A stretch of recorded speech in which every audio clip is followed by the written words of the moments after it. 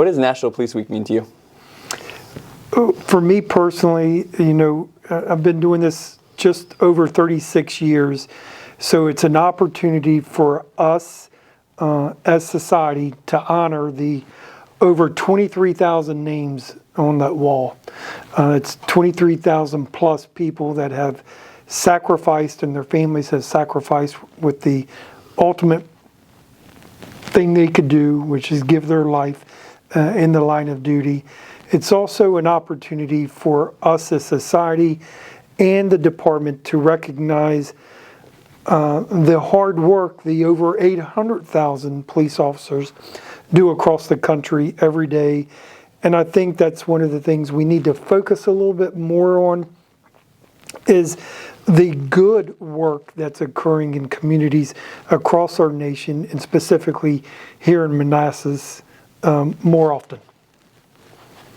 Chief, do you want to touch on Sergeant John Connor III and who he was to you in this department? Yeah, I'll actually, I guess as we get older, we get a little bit more emotional. I did not know, I'm going to refer to him as John.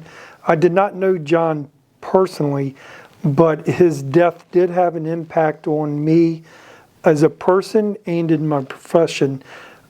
I was an officer in a neighboring jurisdiction when John lost his life. I lived one block from the police station, commuting back and forth to the other jurisdiction every day. After John's death, I remember the thing that I can close my eyes on and still see to this day is at the funeral in my neighboring jurisdiction police car with some friends, driving by the police department on Fairview Avenue, and Manassas City had his motorcycle draped in black with his motor boots turned backwards. And I remember driving by that and thinking, what am I doing policing in another community? I live one block from here. The community I grew up in, the community I'm living in, needs me. So it brought me home, so to speak. And John's death was in 1988. So shortly thereafter, I began the process, and I was hired by Manassas City in 1989, and 33 plus years ago. It's still impacts me. I think his death impacted the whole community. How this community saw the police department, it changed the people that were here. So when I got here, they were still dealing with that. It had only been a year, and I remember seeing that, of the hurt in them, and then it changed. I don't want to call it the support, but it did change the direction of the department. And then the chief, Sam Ellis was chief, and then immediately thereafter, Chris Tutko, modernizing the police department.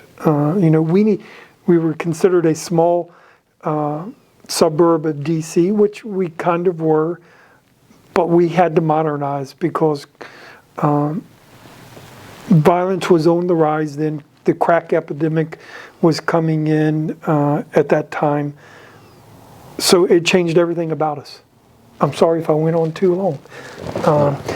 So now we had the opportunity as a community to honor John and in his memory, so his name lives on, naming this wonder facility that we just moved into on Grand Avenue after him. And I want to thank the community for that support and our elected body that unanimously supported naming this facility after Sergeant John Connor III. So his name lives on, and hopefully, not going plastic here, we never have to go through that. And I say we because it's the entire community that felt it then, and I think they feel it anytime a community loses an officer. So now his family, his legacy, his sacrifice will live on with this facility.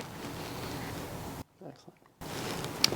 Chief, how would you recommend the community get involved in our honoring of Sergeant Connor and of the police department as a whole? Well, John was a local guy as well, so to me, everything's about the community policing. We have to be involved. What I ask of our community is the press, especially the last few years, has really focused on the negative interactions across the country with police officers and members of the community. And there are some horrific and tragic stories. But what doesn't get shown, again, is the hard work, the commitment, the dedication, such as our staff we have here, goes unrecognized. So specifically this week, I would ask, I'm looking at the camera, I would ask our community, if you see one of the men and women, no matter where you're at, out in the public, thank them for what they do. We chose to do this, absolutely. It's at the core of our being, but it's a family thing. Their families put up with the 24-hour shifts, the 365 days a year, missed sports opportunity, missed birthdays, missed Christmases, and we do that. That's what we do. Just thank them. I think it could change their day. They could be having a bad day just like everybody else. And a member of our community just going up and thanking them could change their entire day.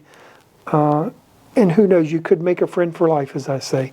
Just that one interaction. That may be somebody, another officer that you see over and over, and now y'all begin to build a relationship.